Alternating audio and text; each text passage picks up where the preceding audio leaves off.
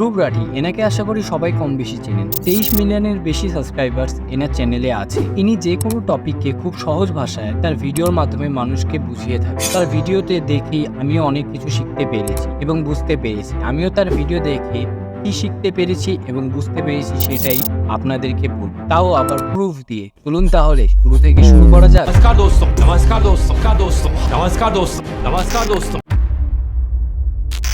ধ্রুব দাদা তার অনেক ভিডিওতে বলে থাকে ব্রেন ওয়াশ। আচ্ছা, ধ্রুব দাদা কি তার ভিডিওতে ব্রেন ওয়াশ করে না? চলুন তাহলে প্রুফ করা যাক। আচ্ছা, মনে করুন আপনার বাড়িতে আপনার ভালো কাজে জ্বলতে থাকা সেই আত্মীয়দের মধ্যে একজন আসে এবং তাদের সামনে আপনি এবং আপনার মা বাবা দাঁড়িয়ে। আপনার ভালো কাজের খবর শুনে সে প্রথমে আপনাকে অনেক ভালো কথা, পরে গিয়ে তারা জ্বলতে থাকা আত্মীয়দের নাম রাখার জন্য প্রতি কথাতে ভুল ধরা শুরু করবে এবং কাজে ভুল ধরা শুরু করবে। যেমন, কাজ ভালো কিন্তু পিন্টু এর থেকে ভালো কাজ করে। তারপর বাড়ির লোকেরাও মনে করবে সে ঠিক বলছে, কারণ সে তো প্রথমে তোমার কাজকে ভালো বলেছে এবং মনে করবে সেই আত্মীয় তোমার ব্যাপারে ভালো চায়। ঠিক তেমনই ধ্রুব দাদাও প্রথমে তার ভিডিওতে এই রকম ভাবে চেটে নেয়, মানে যাকে নিয়ে ভিডিও বানায় তাকে। তাই ধ্রুব দাদা স্টাইলে আমিও আজকে প্রথমে ধ্রুব দাদাকে চেটে নিয়েছি। তোমাদের প্রুফ লাগলে তার যে কোনো ভিডিও দেখতে পারো, সে এইভাবেই তার ভিডিও শুরু করে। आदमी को गलत दिखाना है ना, पहले वो उसकी छोटी अच्छी अचीवमेंट दिखाता है जिससे कि वीडियो ऐसे लगे कि न्यूट्रल है, और उसकी बड़ी गलत अचीवमेंट दिखाता है फिर,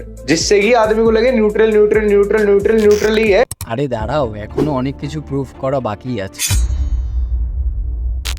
একজন ডিক্টেটর হলেন একজন রাজনৈতিক নেতা যিনি নিরঙ্কুশ ক্ষমতার অধিকারী। এক নয় তত্ত্ব হলো একটি রাষ্ট্র যা একজন স্বৈরশাসক বা রাজনীতি দ্বারা শাসিত হয়। ডিক্টেটর মানে কি সেটা তো আমরা জেনে গেলাম। এবার ধ্রুব দাদার টপিকে আস। ধ্রুব দাদার রাষ্ট্র এবং রাজনীতিতে তো কোনো হাত নেই, হাত আছে শুধু আপনাদের জন্য ভিডিও করা। ধ্রুব দাদা তার ভিডিওতে তাকে ডিক্টেটর বলছে, সেটা ঠিক না ভুল সেটা আপনারাই বিচার করবেন, কিন্তু ধ্রুব দাদাই যে আসলে ডিক্টেটর সেটা আমি প্রমাণ করব। গত 1 মাস ধরে বাংলাদেশে ছাত্র আন্দোলন চলছে, আর সেটা নিয়ে ধ্রুব দাদার একটা ভিডিও বানিয়েছে। হ্যাঁ, সে কি ভিডিও বানাবে বা না বানাবে সেটা তার নিজস্ব ব্যাপার, কিন্তু যে তার ভিডিওতে দেশ ডিক্টেটর চালাচ্ছে বলে বেড়ায়, নিজেকে দেশভক্ত বলে বেড়ায়, আচ্ছা সে তখন কোথায় থাকে যখন 9 জুন 2024 প্রধানমন্ত্রী শপথ গ্রহণের দিন একটা বাসের উপরে আতঙ্কবাদী হামলা হয়? কোথায়? এই টপিক নিয়ে কোনো একটাও তার ডেডিকেটেড ভিডিও তার চ্যানেলে আমি দেখিনি। রিসেন্টলি ধ্রুব দাদা আর এলভিস দাদার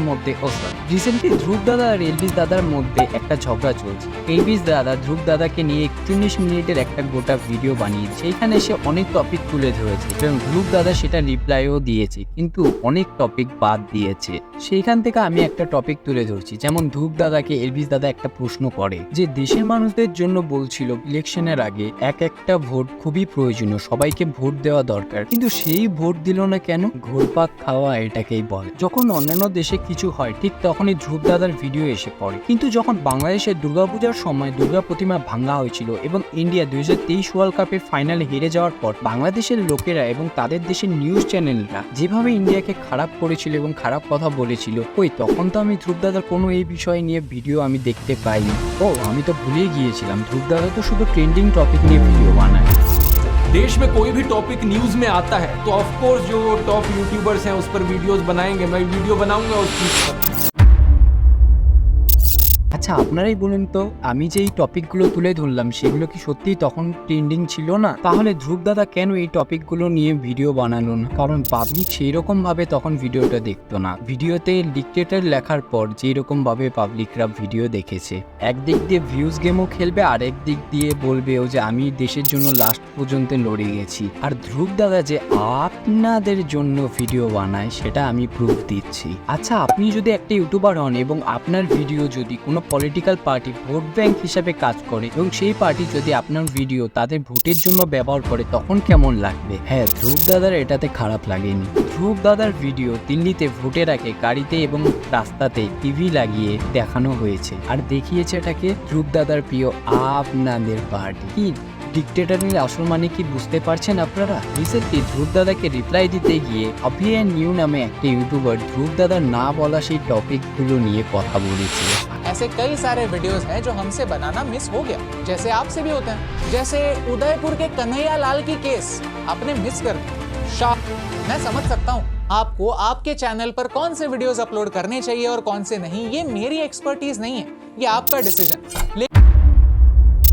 আর ধ্রুব দাদা কিন্তু তাদেরকে রিপ্লাই দেয়নি। ধ্রুব দাদা রিপ্লাই দিয়েছে এলভিশ যাদবকে। ও সরি, আবারও ভুল ফটো দিয়ে দিলাম। ধ্রুব দাদা রিপ্লাই দিয়েছে এলভিশ যাদবকে, কারণ এই ভিডিও রিপ্লাই দেওয়ার মতন কোনো জায়গায় ধ্রুব দাদার ছিল না। রিসেন্টলি ধ্রুব দাদার ভিডিও এডিটিংয়ে কাজ করা একজন ছেলে মানব, যে তার আগের ভিডিও এডিট করতো, সে ধ্রুব দাদা সম্পর্কে বলে যে ধ্রুব দাদা খুবই হিংসুটে। কারণ হলো মানব যখন ধ্রুব দাদার কাজ করতো তখন সে তার সাথে সাথে অন্যদের ভিডিও এডিট করতো। তার এটাই ধ্রুব দাদার পছন্দ ছিল না।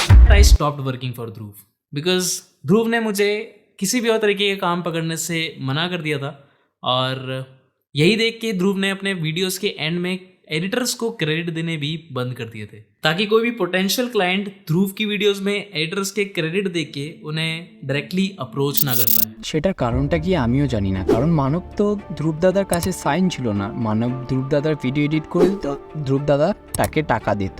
তাহলে কেন সে অন্যের কাজ করতে পারবে না? এবার বলুন, ধ্রুব দাদাকে ডিক্টেটর বলা ঠিক না ভুল? সে অন্য দেশের টপিক নিয়ে ভিডিও বানাতে পারে, কিন্তু নিজের দেশের টপিকের সময় সে ভিডিও বানায় না, কারণ সেই টপিকে কোনো একটা পার্টির নাম থাকে না যে পার্টিকে ধ্রুব দাদা ডিক্টেটর বলে বেড়ায়। ডিক্টেটরকে সেটা আপনারা ডিসাইড করুন। আর আরও অনেক টপিক আছে যেগুলো আমি তুললাম না, ভবিষ্যতে সেগুলো আসবে।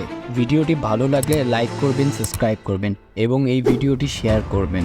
ধন্যবাদ।